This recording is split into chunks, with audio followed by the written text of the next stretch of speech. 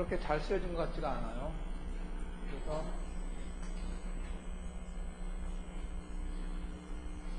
제가 쓴 걸로.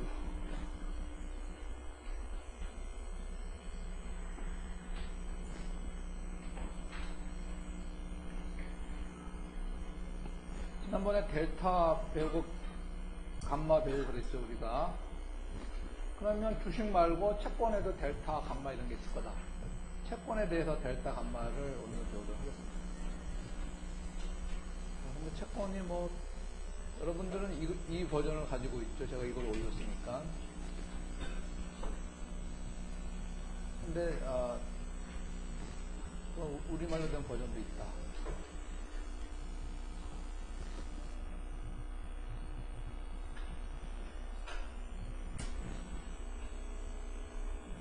일단이 있는데 왔다 갔다 하면서 하도록 하겠습니다.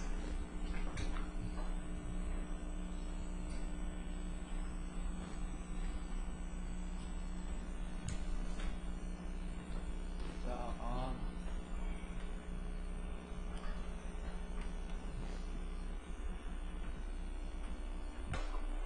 어떤 자산의 가격은 자산의 정의가 뭐라고 했죠? 제가 자산의 정의, 미래 현금을 가져다주는 모든 것. 그러면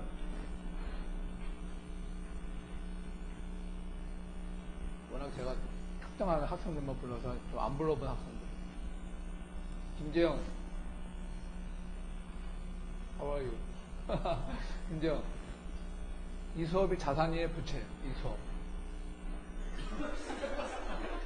자산이의 부채 옵션이야, 선물이야, 수업이야. 쪼개고 있어요, 그냥 얘기만 하고. 황건재?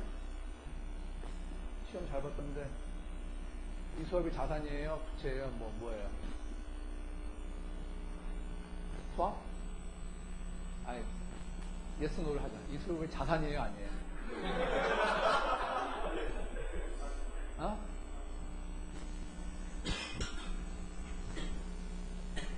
굉장히 정치적인 발언을. 수업이 자산이니까 듣고 있는 거죠, 여러분들. 그죠? 튜이션 내면서, 비싼 튜이션 내면서.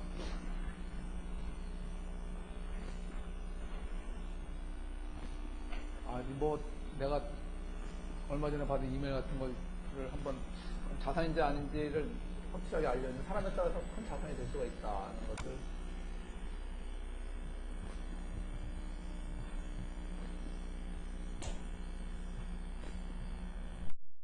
공부를 잘해가지고 얘한테는 없네. 얘 이름이 어떻게 쓰는 거야?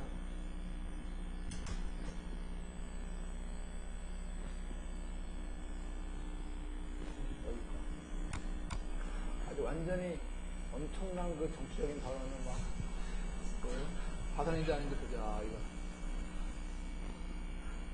보여요? 보여 안 보여?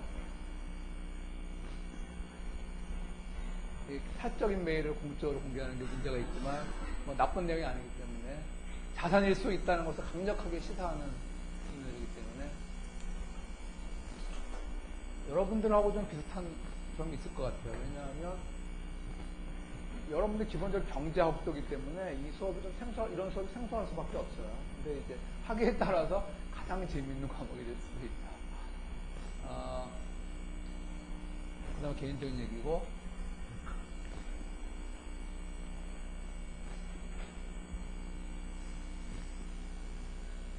또 다른 자산이 될 수 있는 이 수업을 못 듣는 게 아쉽다. 그런 얘기가 나오고 있어요. 이 정도. 너무나 용비 요청가로 읽고 있기 때문에. 하기에 따라서는 큰 자산이 될 수가 있다. 여기까지. 왜냐하면 걔가 우리 집에 와가지고 막 피자, 치킨 이런 거 먹었거든. 실제적으로 캐시플로우 이 수업 때문에 걔가 이제 얻어먹은 거야. 그러니까 실제적으로 캐시플로우에 해당하는 것을 창출할 수가 있어. 캐시플로우 뭐 치킨, 피자 이런 것들을 창출할 수 있다 그런 얘기예요. 자산의 정의에, 이게 자산의 정의에 의해서 발생하는 캐시플로우들인데, 자산의 가치는 가격은 이것들을 적자나 할인율을 할인한 거다. 이 할인율은 이 자산의 위험성에 적절히 반영해서 정해진다는 얘기죠.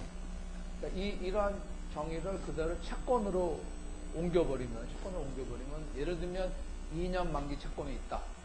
그러면 처음에 1년 동안은 액면가에다가 일정한 그 쿠폰 레이트를 곱한 일정한 그 액면 이자를 받고 만기가 되면은 액면 이자에다가 또 그 액면가 파밸류를 받죠. 파밸류 액면가 명목금액 뭐 있던 거. 근데 밑에 보면 이제 여기서 약간 달라졌어요. 뭔가 하면 1년 뒤에 받을 캐시플로우는 지금부터 1년간에 해당하는 1년짜리 이자율로 할인을 하고 2년 후에 받을 캐시플로우는 지금부터 2년간에 해당하는 2년짜리 현물 이자율로 할인한다. 그래서 R은 일반적으로는 우리가 이렇게 동일한 할인율을 쓰는데 채권에 관해서는 보통 이렇게 씁니다. 왜냐하면 채권은 이자율에 굉장히 민감하게 반응하기 때문에 이렇게 쓰는 게 조금 더 정확한 표현인데 이것도 일반 자산을 우리가 표현하듯이 1년짜리 이자율, 2년짜리 이자율로 표시를 했다가 이것도 이런 식으로 한번 해보자. 이런 식으로. 그러면 어떤 동일한 공통적인 이자율 할인율 Y가 되겠죠. 이 Y는 왜 A 함수가 썼는가 하면 A가 뭐지? 말해봐. 이 Y도 당연히 어떻게 정해질 겁니까? 이것처럼 이 자산의 위험성의 함수로 위험성을 적절히 감안해서 정해지겠죠.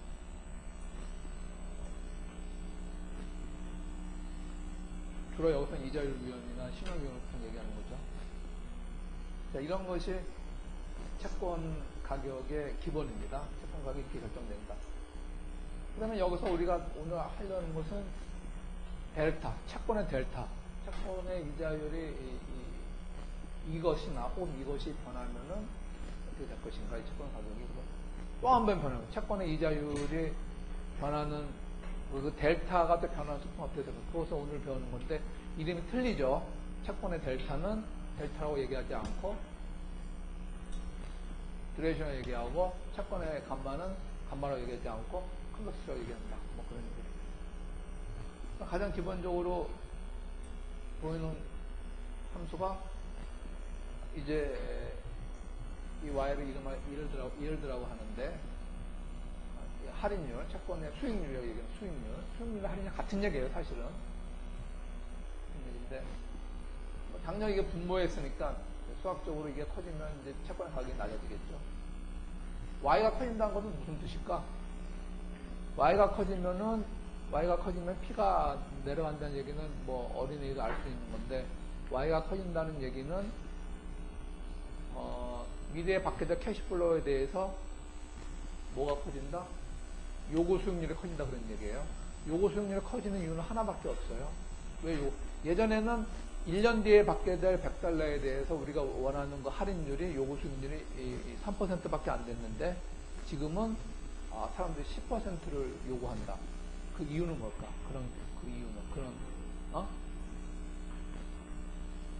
위험해져서도 하나의 이유죠. 하나의 이유입니다. 근데 이제 정확한 또 다른 그래서 더 함축하면 더 다른 조남정 머리 깎았어? 언제 깎았어? 마음 잡았어 이제. 이 클래스를 한번 자산으로 만들어 보고 싶어서. 이근이 뭐라 그랬잖아. 무슨 얘기 하지 않았어? 안 했어? 김광성?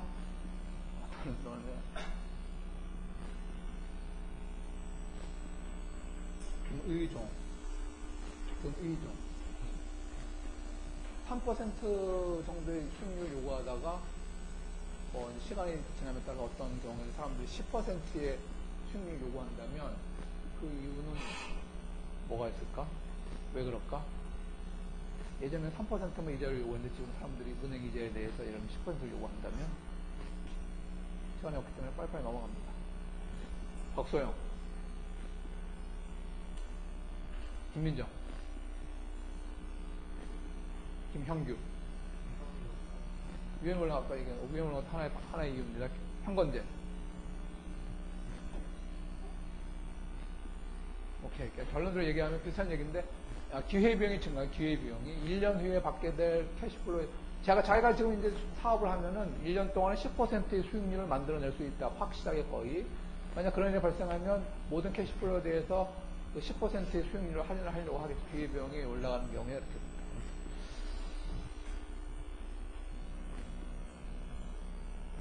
그래서 그 요구하는 미래 캐시플로우들에 대해서 사람들이 요구하는 수익률이 올라가게 되면은 똑같은 금액이라 하더라도 이제 그 가치가 떨어질 수밖에 없는 거죠. 예전에 100달러는 1년 후에 100달러가 굉장히 큰 금액이었는데 지금 50달러만 가지고도 1년 후에 100달러를 만들어낼 수 있어요. 수익률이 이제 100%가 되는 사업 기회가 많아가지고 그렇다면 1년 뒤에 100달러는 이런 상황에서는 현재 가치는 굉장히 적어지는 거죠.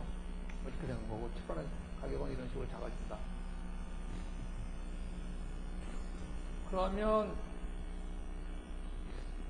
가장 간단한 채권으로 N년 만기, 그러니까 채권이 이제 매년 이자를 주는 채권이 보통 통상적인 채권인데 이거는 어떤 채권인가 하면 N년 만에 이자를 주지 않고 N년이 지나면은 바로 파밸류를 한 몫에 딱 주고 마는 채권이다.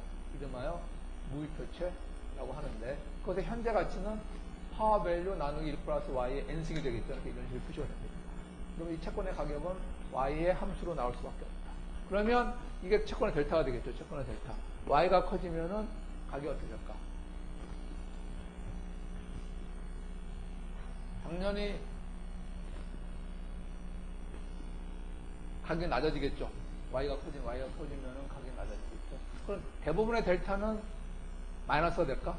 대부분의 델타는? 아니, 그건 그렇지 않죠. 왜냐하면 어떤 걸로 할인하는 것에 따라 어떤 걸로 그 미분하는 것에 따라 틀리죠. 옵션의 경우 델타가 커져야 작아져요. 그 콜옵션인지 풋옵션인지에 따라 틀리죠. 그러니까 그 마켓 베리어블하고 그 상품의 형태에 따라서 틀릴 수가 있는 건데 채권 같은 경우는 가장 처음에 관심사가 이자율이 변하면 채권이 어떻게 되는 건가 하는 건데 이 구조 때문에 이거는 마이너스가 될 수밖에 없다. 마이너스가 되는데 지난번에 한번 설명한 걸로 기억하는데 예를 들면 P는 Y 자승이다. 그러면 우리가 여러분들이 고등학교 때 혹은 P를 Y로 미분하면 2Y가 되고 혹은 전미분을 하면 여러분이 강제 수학에서 배운 거 P의 변화는 2Y 곱하기 DY다. 그럼 이거를 다르게 해석할 필요가 있다고 얘기했죠. DY는 수학적으로 엄밀한 그런 컨셉트는 아닌데 DY는 일종의 상수처럼 보시면 돼요. 상수. Y가 변하는 굉장히 Y가 변할 수 있는 가장 작은 변화량. 그러니까 가격의 변화는 어떤 상수 Y가 굉장히 조금 변할 적에 그때 변하는 P의 변동량은 그 조그만 변동량 곱하기 그때 Y값의 함수가 이렇게 되는 얘기죠. 2Y니까 Y값 틀림에 따라 달라짐에 따라 틀려진다. 그래서 P는 DY와 Y값의 함수인데 이것이 만약 1차 관계였다면 Y는 2P, P는 2Y였다고 한다면은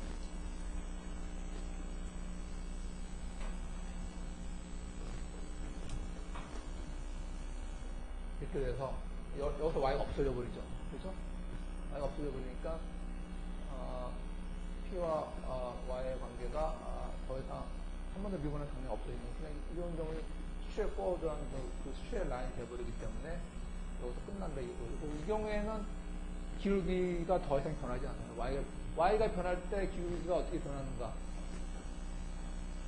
이제 2로 끝나는데 이 경우는 2차 3차의 경우에는 3Y 자승이 있기 때문에 DY와 DP의 관계가 자꾸 변하는 거예요. Y 값이 변함에 따라서. 그래서 이제 델타로서 충분하지 않고 기울기 자체도 변하기 때문에 또 델타의 변화도 우리가 파악해야 된다. 아는 얘기지만 넘어가도록 하겠고요. 뭐 그림으로 본다면 이런 식이 되겠다. 이때 기울기 있다 기울기가 틀리다. 왜냐하면 y와 p의 관계가 1차 함수가 아니기 때문에 그런 얘기 계속 나오고 있고, 그러므로 p를 y로 두 번 미분하는 이게 이제 결국 감마가 되는 건데, 감마, 채권의 감마. 이것을 우리가 파악을 해야지 정확하게 y의 변화를 알 수 있다. 그 다음, 이게 끝이에요. 오늘 내용에. 끝이고, 이러면 하나는 컨벡시티, 하나는 듀레이션 이렇게 나오는 거고, 그 다음부터 이제 하나하나 디테일한 내용들이다. 여기서는 우리 책에서처럼 여러분들이 이제 주식과는 달리 채권은 좀 약간의 인트로덕션이 좀 필요하기 때문에 어떤 리스크 관리 차원에서 공부한다기보다는 그냥 채권 자체를 좀 공부한다 생각하시면 좋겠어요. 채권도 좀 생소한데 채권에 대한 위험 관리까지 얘기하면 여러분들이 들을 수가 있기 때문에.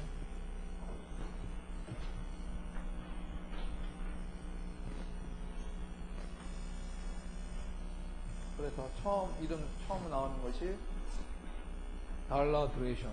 책에도 나와 있죠. 달러 듀레이션은 한마디로 채권의 델타다. 이자율이 변할 때 채권은 어떻게 변하는가. 근데 아까 조금 전에 봤지만 이 관계는 마이너스가 음의 관계이기 때문에 그 음이라는 숫자가 굉장히 신경이 쓰여서 거기서 다시 마이너스 9를 붙여서 기본적으로 플러스가 되게 만들어줍니다. 달러 듀레이션과 일반적인 델타 컨셉트와 차이점이 뭐가 있습니까? 마이너스 부호가 붙어 있는 거. 다른 거는 이제 이런 부호가 붙어 있지 않은 달러 듀레이션은 마이너스 부호가 붙었다. 뭐 이런 식이 되겠죠. 만약 3년 만기 채권이라고 한다면, 그리고 액면가 100달러, 액면 이자율 5%인 채권이라고 한다면, 수익률 Y를 적용할 때 이런 식이 적용되는데, Y가 변화수 쪽에는 P가 어떻게 변합니까? 이런 P 플러스 DP, 그리고 Y 플러스 이런 식으로 해서 DP와 DY 관계가 이제 나오는 거죠.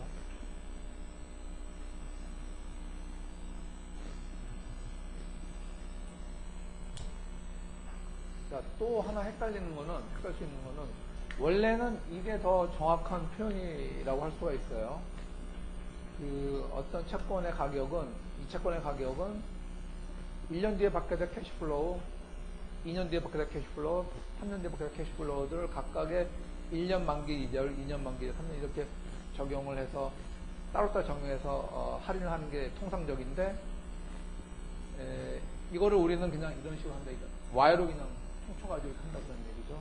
그러니까 사실은 이게 여기가 스타팅 포인트고, 이렇게 하는 것보다는 이렇게 하는 게 사람들이 이해하기가 더 쉽다. 또는 이를테면 편법으로 이렇게 한다고 보시면 됩니다.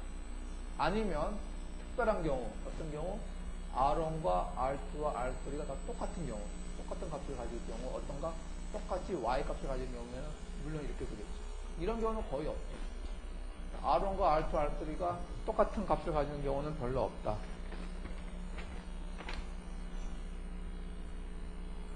금수정.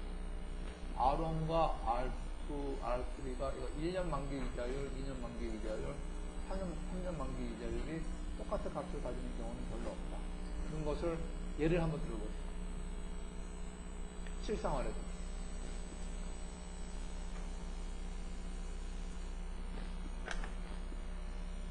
안 들면 뭐, 예를 들어 거부하니까, 김혜진.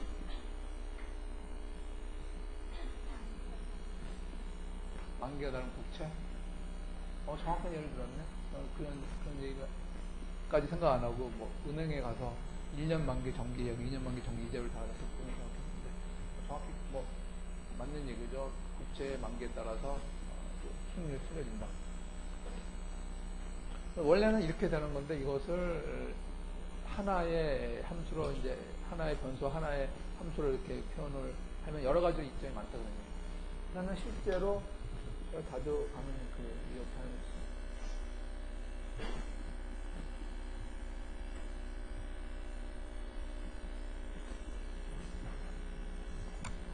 여기 보면은 이르드라는 표현이 나와서 쉽게 이제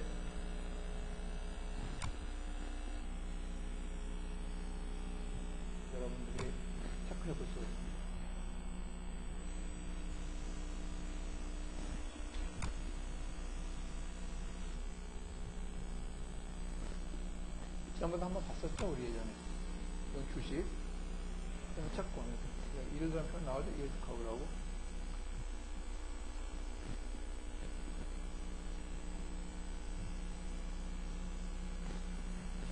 그러면 이제 만기에 따라서 이름하여 Y들이 이제 나오는 건데, 거의 아직까지도 지금 이자율이 이게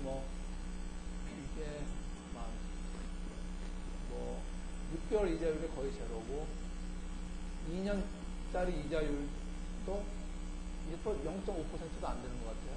5년 돼야지 좀 굉장히 좀 이자율이 낮은 사람들이 요거 좀 낮은.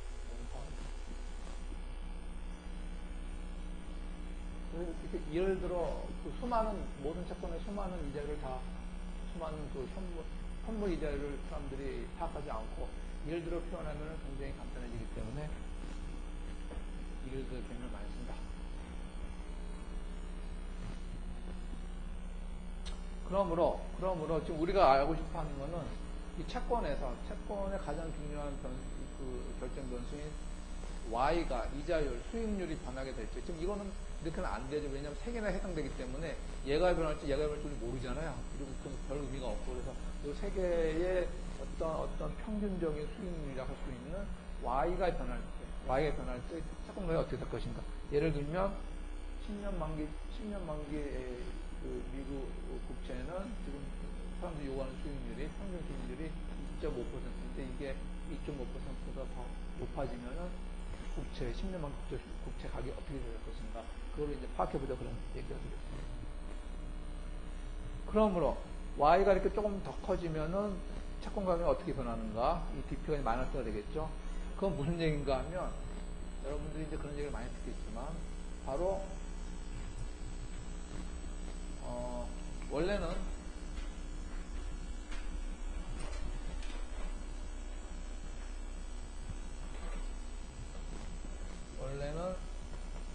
이자율이 만기 1년, 2년, 3년에 따라서 조금 전에 이런 식으로 이자율이 좀 올라가고 있었는데 슬리프인데 요것들의 평균 R1, R2, R3의 평균이 뭐 대략할 평균 정도 되는 어떤 값이 이렇게 치환된 거예요. 이런 식으로 요 값으로 이제 이것도 이렇게 됐고 요것도 남아서 세 개의 값이 이런 식으로 똑같다. 그걸 이제 가정을 하는 거고, 그 다음에 이 Y가 커진다는 얘기는 어떤 얘기입니까? R1, R2, R3가 모두 Y에 지금 고정되어 있는데 그것들이 다 똑같이 여기서 똑같은 정도만큼 커진다 그런 얘기니까 결국은 이 yield 커브가 똑같은 수평이동을 하게 될 뭐 그런 뜻이 되는 거죠. 그래서 지금 여기서 우리가 Y가 커지면은 채권 가격이 어떻게 변할 것인가. 이 얘기는 결국 무슨 얘기인가 하면, 원래는 R1, R2, R3 세 개의 다른 이자율이 있었는데 이것이 Y라는 똑같은 값을 가지고 그러면서 변하는 정도도 똑같이 DY만큼 변한다면은 채권이 어떻게 변하게 될 것인가. 그런 얘기니까 결국 R1, R2, R3가 똑같은 간격만큼 변하면 혹은 내려가면 어떻게 될 것인가. 뭐 그런 얘기를 하는 겁니다. 이런 표현은 여러분이 좀 많이 들으실 겁니다. 패럴렐 쇼크. 수평을 하게 됩니다. 여러분들 경제학도니까 쉬프트라는 얘기는 당연히 알죠. 경제학에서도 패럴렐 쉬프트라는 표현이 나와요. 근데 나옵니까? 가끔?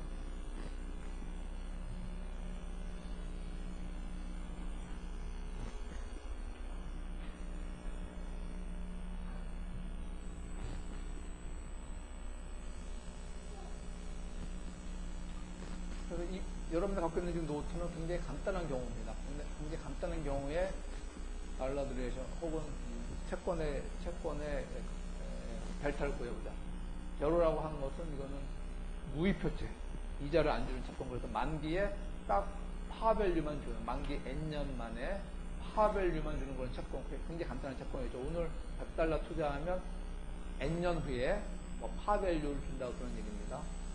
이자가 없이 그냥 한몫해주는 그런 경우는 이 채권에 대한 수익률 Y가 변하면은 가격이 어떻게 변하는가 하면 이는 미분 개념이기 때문에 원래는 이제 파밸류 나누기 1 플러스 y의 n승이었기 때문에, 혹은 파밸류 곱하기 1 플러스 y의 마이너스 n승이었기 때문에 그 테크니컬이 저렇게 나오게 되겠죠.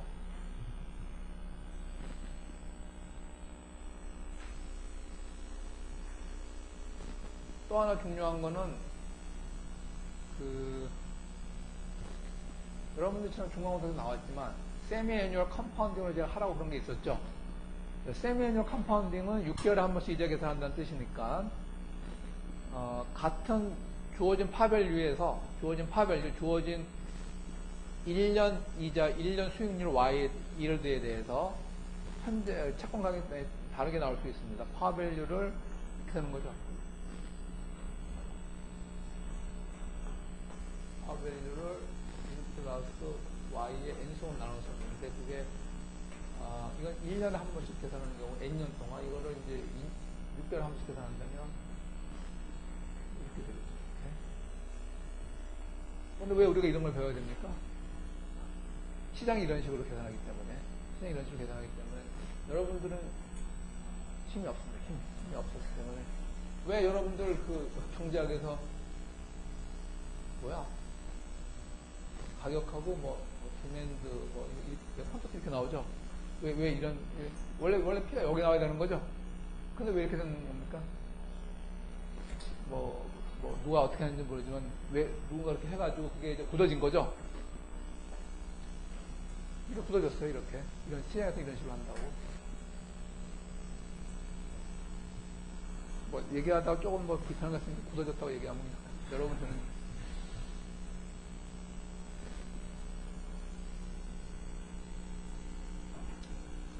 이런 식으로 계산이, 그런 경우에는 또 미분이 약간 복잡해지겠죠. 이것을 이제 Y로 미분해야 되니까. 그러면 이제 미분이 그렇게 될 거고요.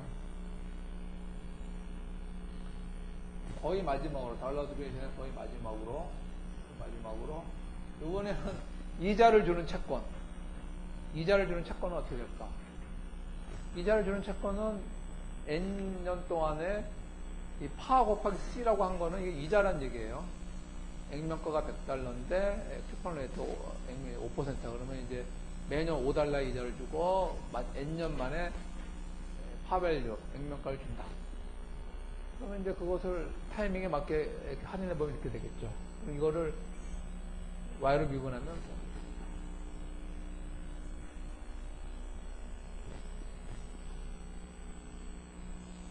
그러면 거기에 대한 해석인데 넘어가도록 하겠습니다. 이것이 지금까지 얘기한 것이 채권의 델타에 해당되는 얘기고요.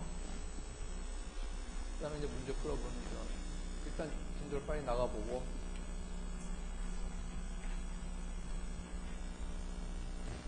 여기서 이제 우리가 궁금한 거는 이 기울기 개념은, 델타 개념은 항상 DYDP니까 Y가 정말 작게 변할 적에를 가정한 건데, 실제 시장에서의 이자율은 그렇게 작게 변하지는 않고 의미 있는 숫자로 변하죠. 예를 들면 지금 얼마 전에 금융통화위원회에서 1년 그 이자율을 얼마로 정했죠? 거의 한 2년 가까이 똑같은 값을 정한 것 같은데, 금통위에서 정하는 이자율 정확한 이름이 뭐지? 금통위에서 정하는 이자율 이름이 뭐죠? 걔네들이 정하는 게 정확한 이름이 기준금리? 기준금리는 그게 어디 적용되는 거야?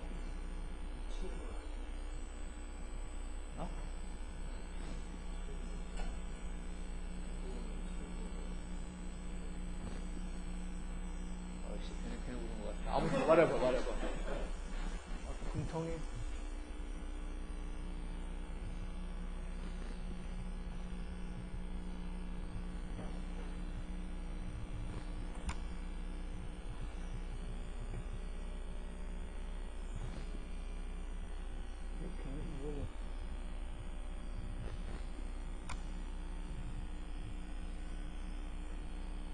기준금리?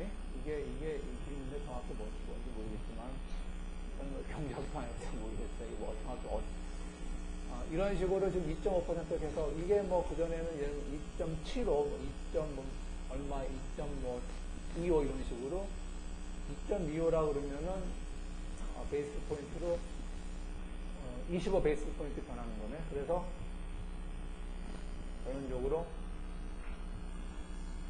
이 실제 이절 변화는 이렇게 되는 거죠. 25 베이스 포인트 이런 식으로 변하지 이것처럼 0에 무한히 가까운 소리 변하지는 않는 거예요.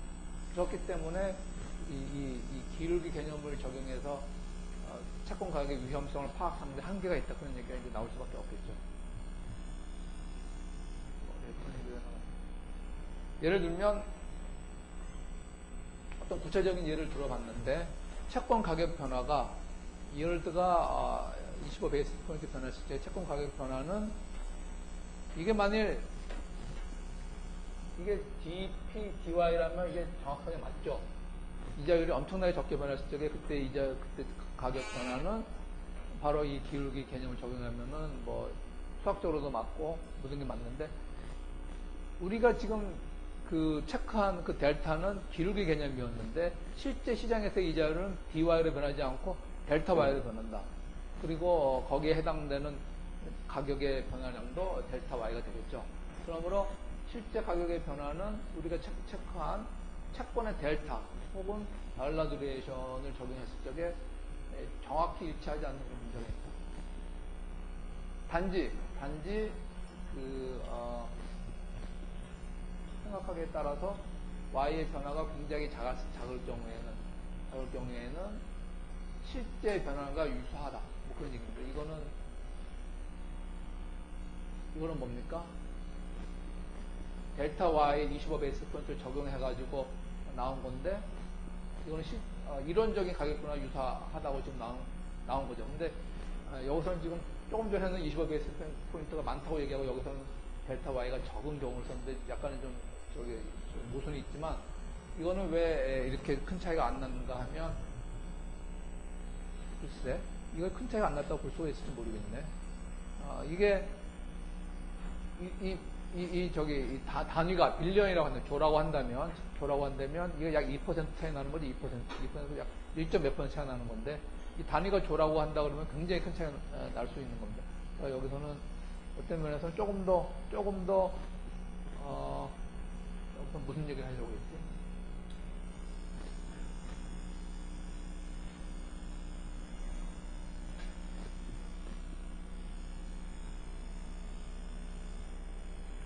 여기서 이 노트에서는 무슨 얘기를 하려고 했는가 하면 실제 변화가 굉장히 적으면은 이론적인 변화하고도 큰 차이가 안 난다. 다시 한번 봅시다. 이게 뭔가 좀 봅시다.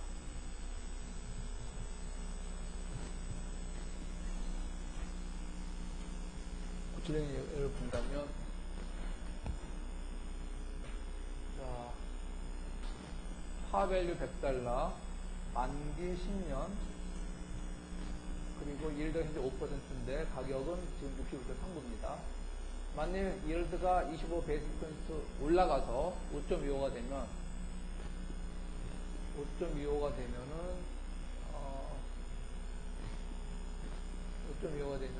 계산이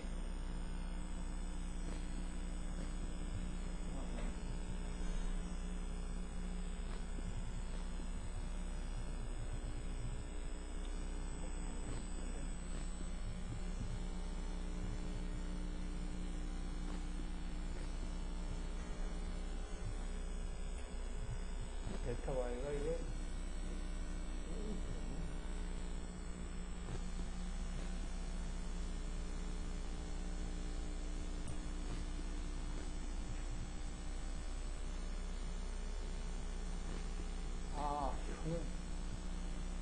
이거는 굉장히 많이 변한 케이스가 되겠네요. 미안합니다. 지금 현재 이일드는 5%인데 새로운 이일드가 10%가 된다. 굉장히 많이 변하는 경우죠. 이 경우에 달러 듀레이션 아까 그 기울기 개념을 이용해서 채권 가격 변화를 계산해 보니까는 가격이 떨어졌겠죠. 29.23 떨어진 걸로 나왔는데 실제 변화는 실제 우리가 10%를 적용해 가지고 채권을 프라이싱을 해보니까 22.84달러 떨어진 걸로 나오더라. 그래서 가격 차이가, 변하는 차이가 6달러 나온 거예요, 6달러. 이거는 아주 굉장히 많은 그 이자율의 변화였고, 현실적으로 있을 수 없는 변화였고, 여기에 비해서는 0.25는 굉장히 좀 상대적으로 작게 변하는 거죠. 이번에는 이제 변화량이 아까는 5%였으니까 아까는 뭡니까? 0.05, 0.0500이었는데 500 베이스 포인트였는데 지금은 25 베이스 포인트니까 아까보다는 굉장히 작으니까 결론적으로 이 경우에는 큰 차이 나지 않는 그런 얘기를 했던 건데 조금 전까지 제가 이제 25 베이스 포인트가 많다는 얘기를 하다가 DY에 비해서는 약간 좀 헷갈렸어요. 이거는 작아 보이지만 더 엄밀히 얘기하면 이게 유니트가 빌리언 달러라고 한다면은 거의 뭐 1.5% 차이 나는 거기 때문에 1.5% 차이 나는 것도 꽤 큰 금액을 할 수가 있습니다. 결론. 채권 가격의 변화량을 우리는 달러 듀레이션 델타를 이용해서 우리가 유추하는데 예측하는데 이 D와 델타 Y가 그렇게 크지 않으면은 대부분 그렇게 정확히 너무 틀리지 않게 예측할 수 있다. 만일 많이 변한다면 그것만 가지고는 예측이 안 되겠죠. 그래서 나중에 나오는 게 델타 자체의 변화이기 때문에 컨버스를 또 계산해봐야 된다. 그런 얘기가 나오고. 그 다음에는 이제 책에도 나오지만 modified duration이라는 얘기가 나옵니다. 이거는 무슨 얘기인가 하면은 조금 전에 계산한 달러 듀레이션, 이자율이 변하면 채권은 어떻게 변하는가, 달러 듀레이션을 다시 한번 피로 나눈 거예요. 왜 이런 짓을 했는가 하면 달러 듀레이션만 가지고는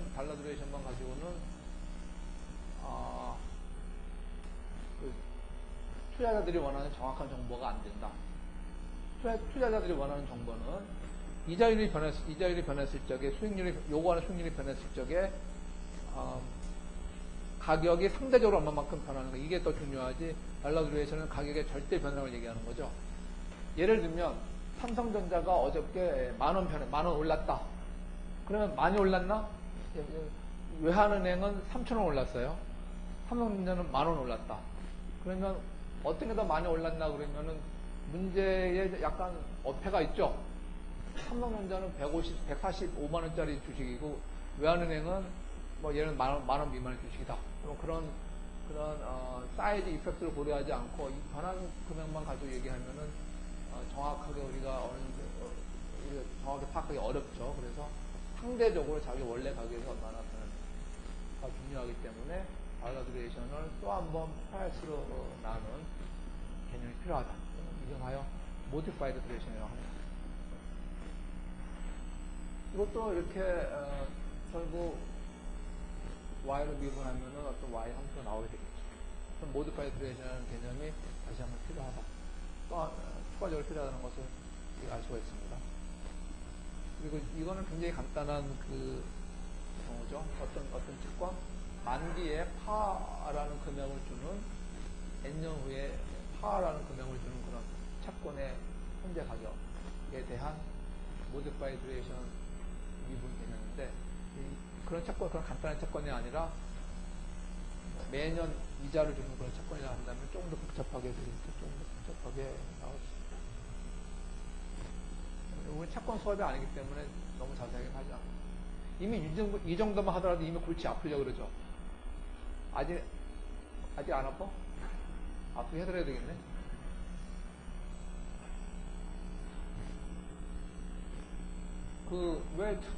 왜 걸핏하면 왜 이가 나온다고? 시장이 이미 그런 식으로 호가를 하기 때문에. 우리나라 시장에서 이렇게 안 해요. 어느 나라 시장에서 이렇게 할 것 같아. 미국 시장에서 이렇게 하기 때문에. 이 교재들 다 미국 사람들이 쓴 거죠.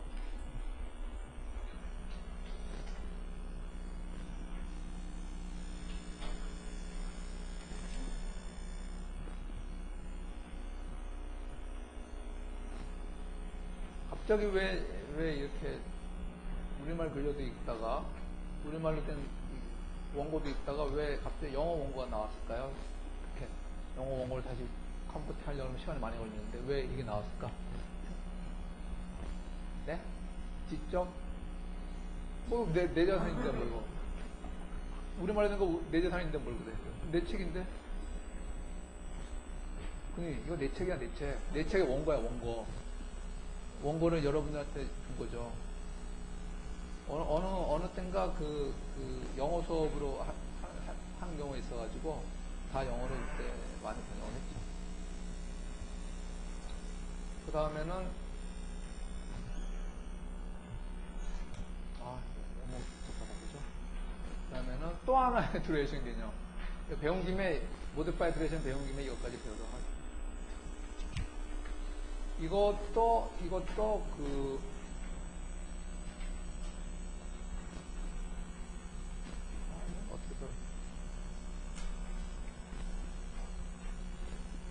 매컬리드에서 넘어가도록 하겠습니다. 왜냐하면 지금 하는 것과 약간 핀딱 어긋나기 때문에 넘어가도록 하겠습니다. 자, 그래서 채권의 델타 개념을 지금 배웠고,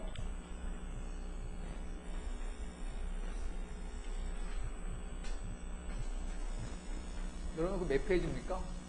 대충 오늘 저 프린트해온 게.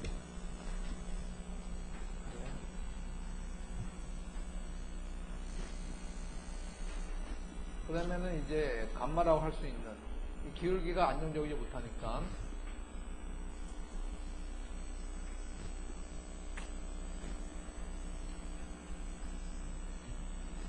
이 문제 때문에 우리는 한 번 더 그 기울기를 다시 한 번 더 정교히 추정을 해야 된다. 자, 이거는 지난번에도 우리가 옵션 할 적에도 배웠던 것 같아요. 옵션은 그때는 이렇게 배웠었죠.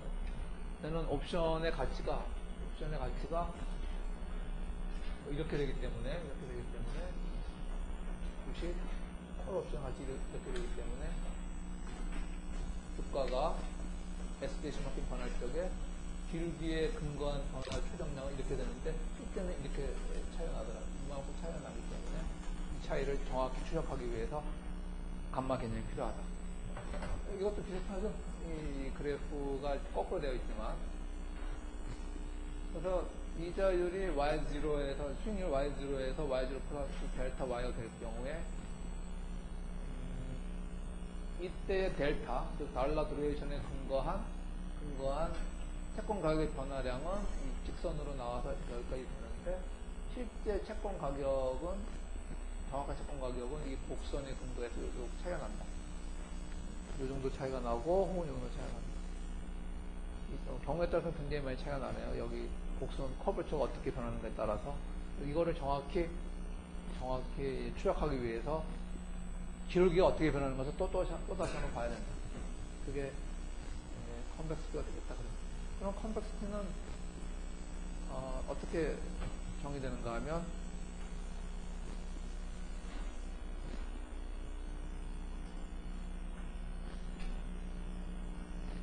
이자율이 변할 적에 수익률이 변할 적에 채권가가 어떻게 변하는가 그거를 이 기울기를 다시 한번 수익률을 다시 한번 미분해서 기울기 자체가 Y가 변할 때 어떻게 변하는가 우리가 변화가 되죠. 이름하여 이거는 달러 컨벡스라고 얘기를 하고 달러가 나왔으니까 좀 이따 이제 모디파이더 또 나와야 될 것 같아요. 이거는 여전히 이엘드가 변할 적에 프라이스가 변하는 것을 얘기하는 거지 어떤 것의 변화가 아니다. 이엘드가 변할 적에 프라이스가 변하는 것을 좀 얘기하는데 우리가 원하는 것은 프라이스의 변화도 물론 우리가 필요로 하지만 더 의미 있게는 어떤 것의 변화가 더 우리는 더 중요하다.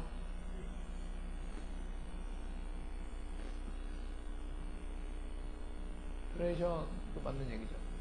내가 했던 표현대로 한다면 상대 가격의 변화, 이자율이 변할 적에 절대 가격의 변화를 우리가 파악을 해본 건데 우리는 절대 가격, 삼성전자가 얼마나 변하나 외환은행이 얼마나 변하나는 사이즈에 따라 틀리기 때문에 의미 있는 정보를 파악하기 위해서는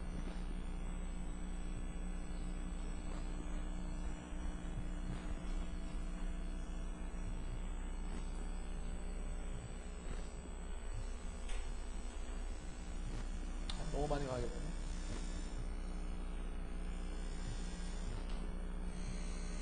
여러분들한테 조금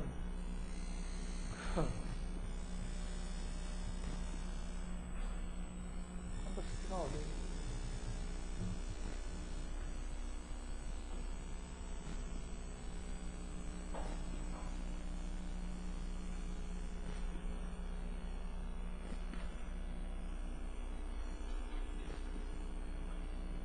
여러분들 그 노트 거기서 달러 컴플렉스하고 컴플렉스를 제가 구분했을 것 같은데 지금 한번 찾아보실래요?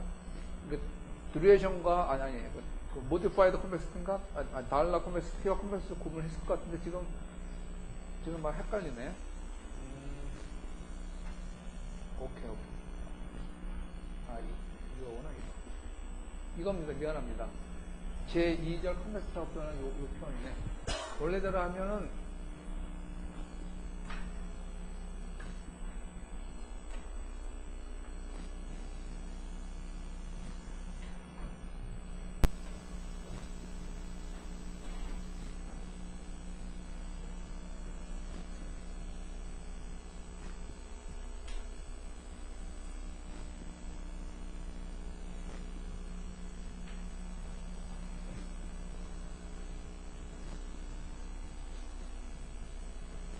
이렇게 표현을 하는 게 정확한 것 같은데,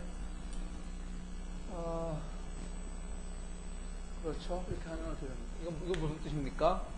이자율이 변할 적에, 채권 가격의 상대적 변화 어떻게 될 것인가가 이제, modified duration이고, 이 modified duration이 이 기울기 개념이 정확하지 않기 때문에, y가 많이 변할 적에 오차가 생기기 때문에, 기울기는 또 어떻게 변하는가 다시 한번 y를 미분해 준 건데 이런 식의 표현이 더 정확한 표현 같아요. 근데 결과적으로 보면은 뭐 p가 여기 밑으로 분모로 들어가고 dy가 2번 들어가죠. 그리고 dp는 d 자승 p 이런 식으로 표현이 되니까 뭐 같은 표현이죠. 정확한 표현은 이게 더 정확한 정보를 전달한다고 볼 수가 있겠죠. 11년 전에 쓴 책이라서 미안합니다. 이걸 조금 더 다시 한 번 더 쓴다면 이렇게 표현하는 게 좋겠네요. 여기까지가 오늘 그 진도 내용이에요. 여기까지가 사실은. 이걸 다 배우고 나면 여러분들은 어떤 내용을 배우게 되는가 하면 제가 막 어떻게 쓰는지 읽다 보니까 너무 나보다 설명을 못하네. 그래서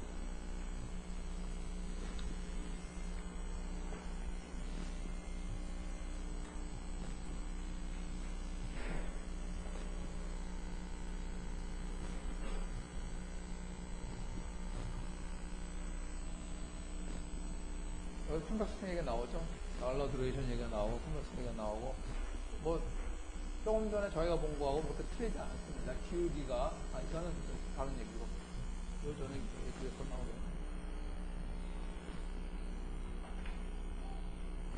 뭐 여기 이렇게 좀 이제 노테이션이 좀 틀리죠. 노테이션 틀려서 이렇게 헷갈릴 수가 있는데 같은 노트하고 같은 내용, 기본적으로 노트하고 같은 내용이고요. 플러스는 뭐 2번 미분하는 거. 아까 이거죠, 이거. 이거 먼저, 이건 채권 가격이죠. P, 채권 가격이고. D 자승 P, DY 자승 뭐 이런 거. 같은 개념이 되고 있고.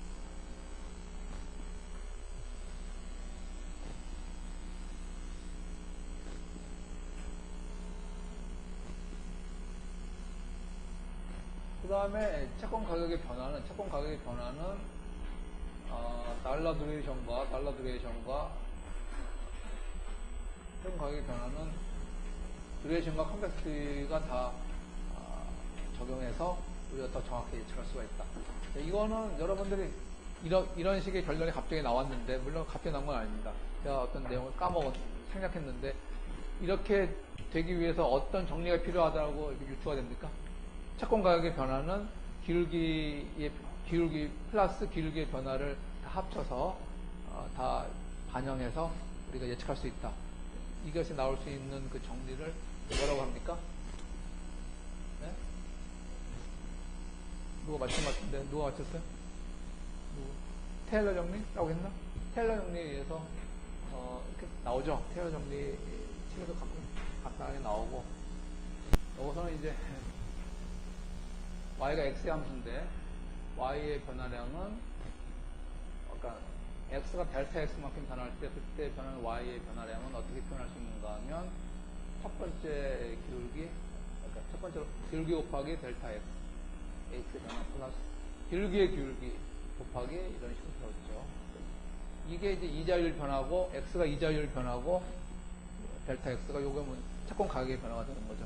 요것이 뭔가 요것이 델타가 되는 거고 이쪽이 이제 감마가 되는 거죠. 혹은 달러 듀레이션 or 여기는 이제 컨벡시티 되는 거죠. 이런 그 원리 때문에 조금 전에 그런 컨벡시티가 필요하다는 얘기를 알 수가 있겠어요. 이것들을 다 배우고 나면은 마지막으로 어떤 내용을 배우게 되는가 하면 이름하여 Principal Component Analysis Principal Component Analysis라는 것을 지금 시장에 너무나 많은 이자율들이 있는데 이자율이 뭐 10개, 20개 이런 것들이 있는데 그 이자율도 채권이 여러 가지 이자율들의 변화를 받아서 가격이 결정될 적에 그 이자율들이 사실상 독립적으로 움직이지 않고 사실상 굉장히 긴밀히 관계를 가지면서 움직이기 때문에 그 많은 10개의 이자율의 함수를 보지 않고 그 10개 이자율을 모두 관통하는 모두 공통적으로 적용되는 어떤 중요한 주성분이 있을 거다. 그 주성분 2개 혹은 3개만 파악해서 우리가 채권 가격의 변화를 유추해 볼 수 있다. 그런 내용이 되겠어요. 이건 굉장히 통계학적인 개념이고 여러분 혹시 팩터 어널리시스 이런 거 배운 적 있나요? 통계학에서 팩터 어널리시스 배운 적 없어요?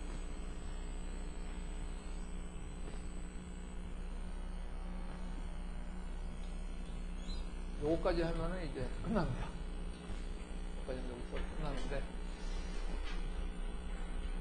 오늘 했던 것을 다시 한번 제가 정리하도록 하겠습니다. 다시 정리하고 오늘서 끝내도록 하겠습니다.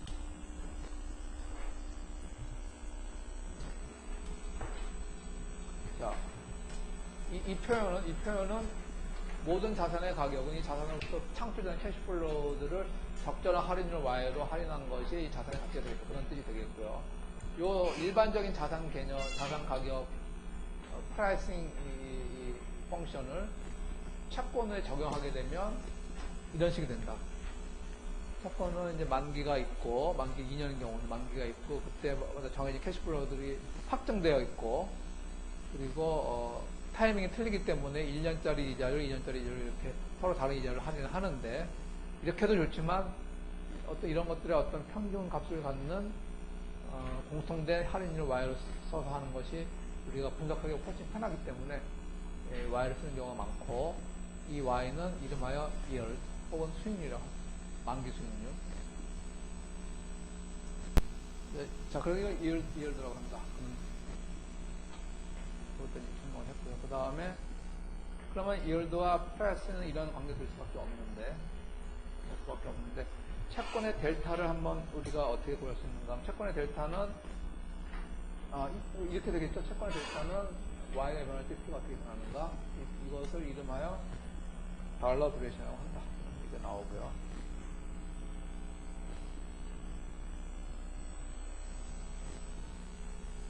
너무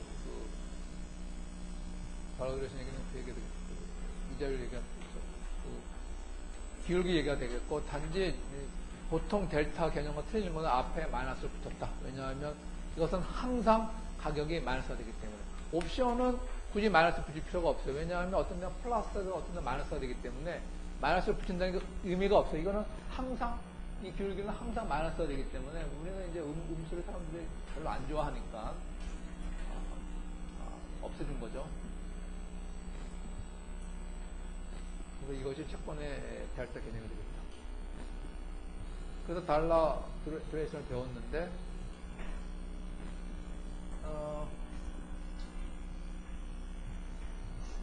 달러 듀레이션 말고 또 다른 듀레이션 개념이 또 나온다. 왜 모디파이 듀레이션 개념이 왜 나오는가 하면은 제가 삼성전자하고 위하는 설명을 예를 들었지만 채권 가격의 우리가 원하는 것은 이열도가 변할 적에 가격의 변화가 아니고 더 정확하게는 가격의 상대적인 변화, 몇 퍼센트의 변화는 그게 더 중요하기 때문에 그냥 달러 듀레이션만으로는 한계가 있어서 그것을 가격으로 나눠서 다시 계산을 해본다. 그래서 이름하여 모디파이 듀레이션이라고 합니다.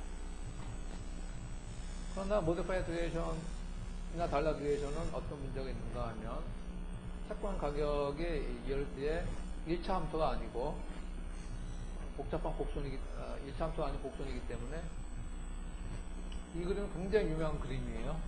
여러분들이 자주 볼 수 있습니다.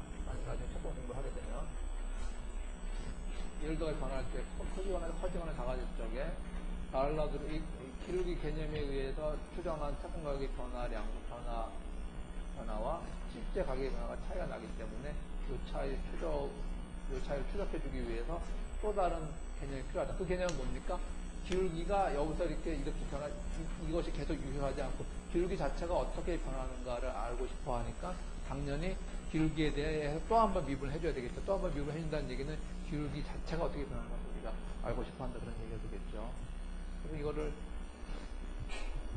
그냥 그 상대적인 가격 변화가 아닌 절대적인 가격 변화에 대해서 또 한 번 미분을 해주는 거는 달러 컨버스기. 여기서 상대적인 가격을 적용해서 상대적인 가격을 적용해가지고 한 번 더 미분을 해준 거는 그냥 컨버스기가 되겠습니다. 그렇다면 지금 한은이 기준 금리를 높이려고 하고 있어요. 약 25 베이스 포인트 높이려고 하고 있는데 여러분들이 갖고 있는 채권은 이 자리로 올라가면 어느 정도 변할 것인가 이제 예측을 하고 해지를 해야 되겠죠. 예측을 하면 첫 번째 정확히 예측을 해야 되는데 어떻게 예측을 합니까? 그거는 테일러의 공식을 이용해서 여러분들이 갖고 있는 채권이 지금 채권이 몇 퍼센트가 변할까? 이자율이 올라가면 또 추정할 적에 테일러의 공식의 테일러 정리에 의해서 기울기에 의한 추정 그리고 기울기에 의한 추정 두 개 정도를 해줘야지 꽤 근접하게 추정할 수가 있고 자 엄격히 얘기하면 이제 델타 Y의 3승 그리고 기울기까지 추정을 해줘야 되겠죠. 해줘야 되는데 왜 세 번째 텀부터는 없을까? 보통 왜 두 번째 텀으로 끝내버릴까? 네? 그렇죠. 델타 Y 자체가 큽니까? 작습니까? 델타 Y 이자율 변화 자체가 보통 굉장히 작은데 여기서 자승까지 해보면은 0.0025의 자승을 하면은 굉장히 작은 수가 돼서 그 다음 숫자는 뭐 별 의미 없는 숫자가 돼서 보통 여기서 이 구체적인 계산하는 방법들은 시간이 있으면 한번 해보시고요. 다음 시간에는 자 지금 이자율 시장에 채권이 지금 8 종류의 채권이 있는데 1년짜리 채권, 2년짜리 채권 이것들은 다 여러분들 포트폴리오 안에 이런 8개의 채권이 있어요. 그러면 각각의 이자율이 다 변하기 때문에 이자율 변화를 8개를 예측해도 우리가 이자율이 각각 변하면은 내 채권과 어떻게 될까 이렇게 계산해 볼 수도 있지만 분명히 8개의 이자율 전체를 관통하는 더 중심적인 어떤 흐름이 있을 것이다. 예를 들면 보통 1년짜리 금리가 올라가면 다른 금리도 다 올라가더라. 뭐 그런 식으로 우리가 그런 어떤 팩터가 있을 것을 추정할 수가 있기 때문에 한 가지, 두 가지 정도 팩터만 우리가 파악한다면 요것들이 어떻게 변할 적에 이 8개의 금리가 몽땅 이런 식으로 변한다는 것을 우리가 파악해 볼 수가 있습니다. 정확한 건 아니지만 이렇게 파악해 볼 수가 있는데 어떤 식으로 근데 제 전공은 아니에요. 제 전공은 아니고 통계학, 예를 들면 문충걸 교수님 혹은 김명직 교수님 혹은 뭐 김건우 교수님 혹은 저보다 20살 어린 새로운 파이낸스 교수님 이정환 교수님 이미 잘하겠죠. 근데 이제 이거는 한번 해볼 만하니까 다음 시간에는 오늘 한 거 다시 복습하고 이거 다시 하겠고요. 이제 2학기 이제 학과목을 결정해야 되는데 설강할 과목들 제가 학부장이기 때문에 오늘 그 행정실에서 얘기를 좀 들었는데 교수님들이 막 저도 안식년 가고 안식년 가는 사람도 있고 새로운 교수님들 그래서 약간의 강의가 변동이 있을 것 같은데 이정환 교수님 이게 광고를 하는 거예요. 광고. 새로운 교수님은 컬럼비아 대학을 나온 아주 엄청나게 뛰어난 교수님이고, 경제학도인데 뭐 컴퓨터 이런 것도 굉장히 잘한 것 같아요. 그래서 한국방송통신대학에서 컴퓨터 사이언스 석사를 했던 거고 굉장히 재밌는 사람이에요. 서울대 경제학교 모 교수에 따르면 바로 서울대 교수를 쓰고 싶은데 뭐 그렇게 할 수는 없기 때문에 지금 당장, 왜냐면 졸업을 요번에 했기 때문에 지금 바로 졸업한 따끈따끈한 교수님이 영어 강의로 여러분들을 맞이하게 됩니다. 그 교수님들은 다 영어 강의를 해야 돼요. 학교에서도 요구하기 때문에. 그래서 원래 제가 만든 수업이 있어요. 고급 파생 상품론. 그러니까 선물 옵션 수업이 여러분 3학년 2학기에 있고 4학년 2학기에는 고급 파생 상품론 수업을 제가 만들었는데, 사실 그분은 뭐 저보다 실력이 뛰어나기 때문에 그걸 강의도 전혀 문제가 없는데, 처음부터 오자마자 영어로 뭐 그런 거 강의하면 애들이 10명도 안 들어갈 수가 있어요. 그러면 이제 강의가 이제 폐강되면서 그분은 이제 황당해져요. 그래서 근데 선물 옵션은 다른 분이 이런 식으로 강의하기 때문에 가능하면 다른 강의 하는 게 좋다 생각도 들고, 또 하나는 막 100명 넘어가는 강의들 있잖아요. 그죠? 그런 강의들의 이유를 사실은 뭐 100명 넘어가는 이유는 뭐 몇 가지 없어요. 강의 잘하시고 그다음에 강의가 마음이 편하고, 그죠? 뭐 학점이 나쁘지도 않고 뭐 여러 가지 현실적인 이유가 있는데, 우리 저 행정실에서는 우리 전공 심화감이 좀 부족하죠. 그래서 그런 면에서도 고급 파생 상품은 당연히 전공 심화 과목이기 때문에 전공 심화 과목도 이렇게 해서 오퍼하면 너무 한 곳에만 많이 물리는 것이 좀 좋아지지 않을까. 그래서 고급 파생 상품은 그 부분에 강의를 할 건데, 아마 옵션 중심으로 강의를 할 거예요. 그렇다고 뭐 갑자기 어려움 할 수가 없기 때문에 윤원철 교수님 수업은 아마도 선물 중심으로 수업이 될 것 같고,